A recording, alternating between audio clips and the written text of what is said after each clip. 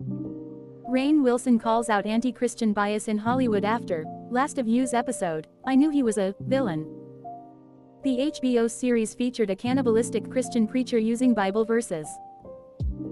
Actor Rainn Wilson criticized the anti-Christian bias in Hollywood on Saturday after the latest example from the HBO series, The Last of Us. From his Twitter account, the former The Office cast member called out a recent episode of the series for featuring a villainous character using Bible verses in what he suggested was a predictable formula.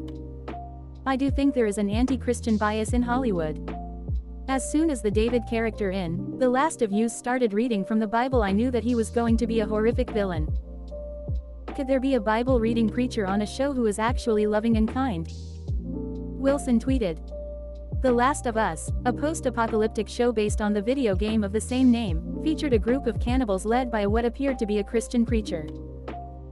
The group justified their actions by quoting Bible verses, and a later scene featured the preacher attempting to rape the series' protagonist Ellie, a young girl.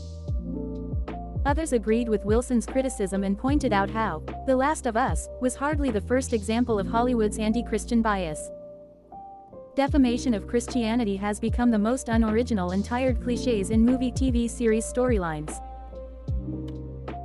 Its prevalence is much more than a bias against an entire people. It is meant to undermine faith and position the secular-minded as only ones with altruistic intentions, Libre Initiative President Daniel Garza remarked. New Christendom Press CEO Eric Kahn tweeted, "Goes back to Mr. Collins in Austen's Pride and Prejudice. The preacher man is nearly always portrayed in a negative light. Also true of Hollywood today.